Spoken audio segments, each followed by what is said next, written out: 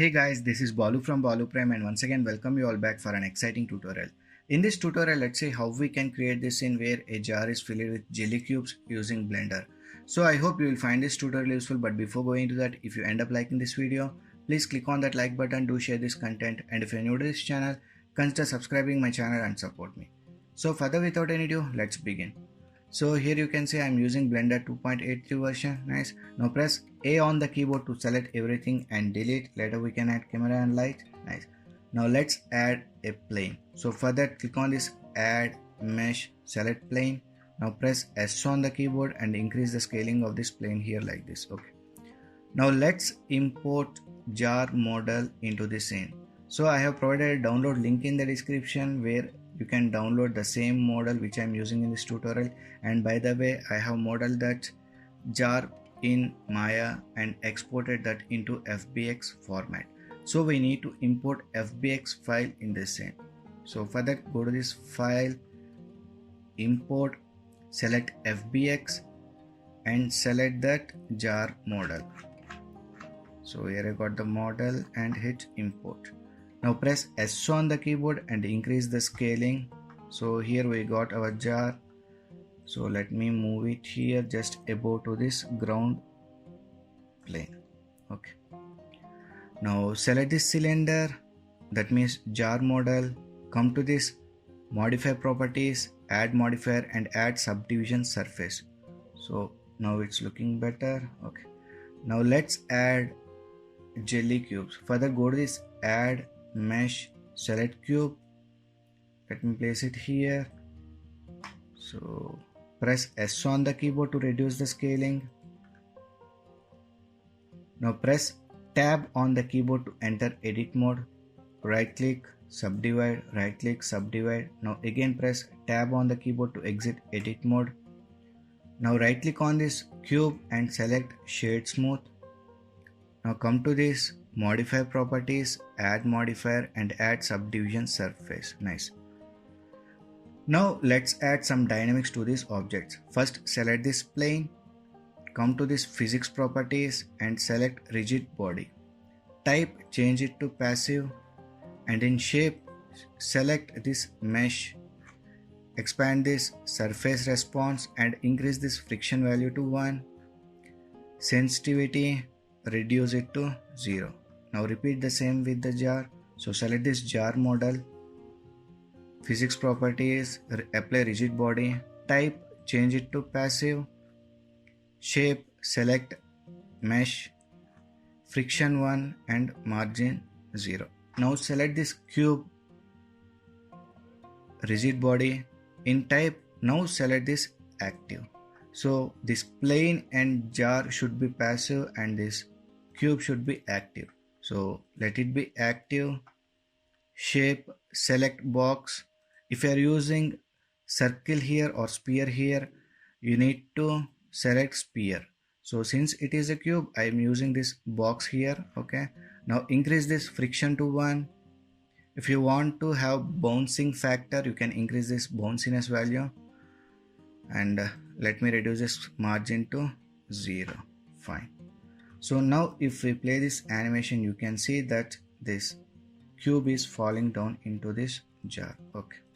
Now let's apply some materials onto these objects. Before to that, let me go to this world properties, click on this color options and add environment texture. Now click on this folder icon and select HDRI image. So I got few HDRI images which I have downloaded from HDRI Heaven. So it's free to download link in the description. So select this HDRI and open image. Now click on this viewport, render viewport. So you can see we got this HDRI image here. Okay, nice. Now let's apply material onto this cube. So select this cube, come to this material properties, add new material. Now change this base color to purple, use your preferred color. Change this roughness to 0. Transmission, increase this value to 1. Okay. Now let's add glass shader onto this jar model. So select this jar model, come to this material properties, change this principal shader to glass and roughness reduced to 0. So it currently doesn't look like glass, but later when we change this render engine, it will be okay. Now select this plane model, come to this material properties, click on this material properties and add new material and change this principal shader to diffuse. So in order to apply textures onto this plane, let's go to this shading options, click on this shading. So we got these nodes here. So let me place these nodes here. Now click on this add button, input, select texture coordinate. Now again add vector mapping, place it here. Now again add texture, select image texture. Okay.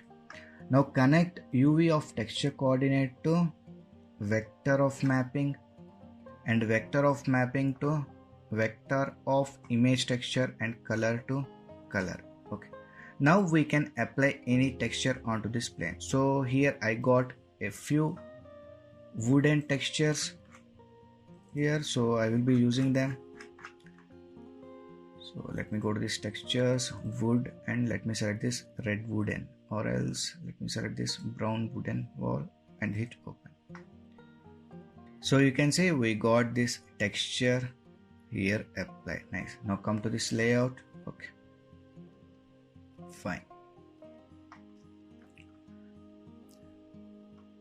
So now select this cube. Now press 7 on the keyboard for top view. Now come to this modify properties, add modifier and select array.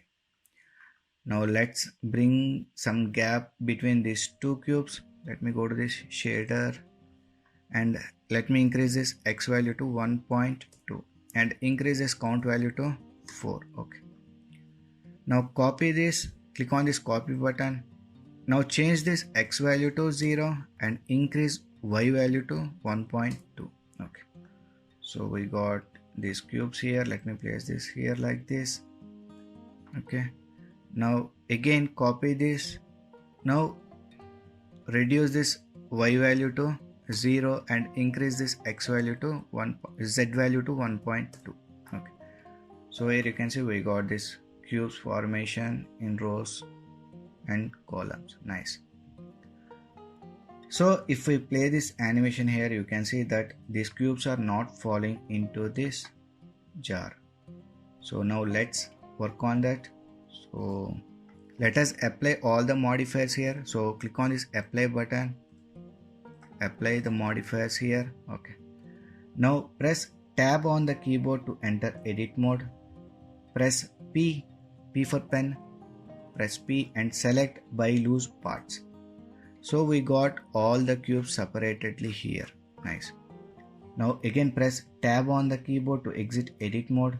Now come to this object, set origin and select origin to geometry. So now each and every cube has its own pivot point. So you can see we can select individual cubes here now. Nice. Okay. So if you want to have some variation in this alignment of these cubes, we can do that. For that, select all the cubes, come to this object, transform and select randomize transform. Now click on this randomize transform options, expand that one and simply change this rotation values here. So you can see we got this rotation values here. Nice. So now if we play this animation, you can see some cubes are falling into this jar and some cubes are falling outside on this plane. So nice.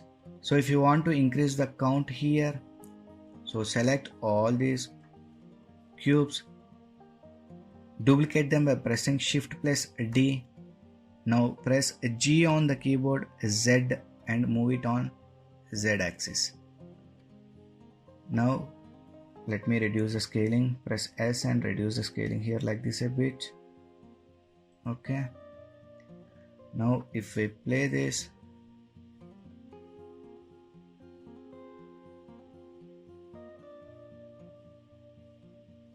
okay. Let me add a few more. So G, Z, here.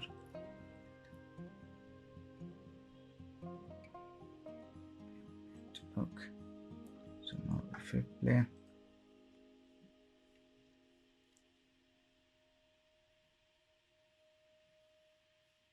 okay, nice, fine. Now let's come to this, click on this render viewport. So we got this here. Now let's create a camera. For that, shift plus A, select camera. Now control alt 0, come to these options here, view, and enable this lock camera to view. Okay, so before going to render this, first we need to bake this animation. So come to this properties here, scene properties, expand this rigid body world, and in steps per second you can increase this to 80. Okay, come to this cache. Now click on this bake. So the animation is baking now, it is done. And now if we play this, we'll get this nice simulation kind. Okay, so be on the frame where every jelly gets settled here. So I think at 240 frame it will be fine. Nice. Now come to this render viewport, adjust the camera viewing angle.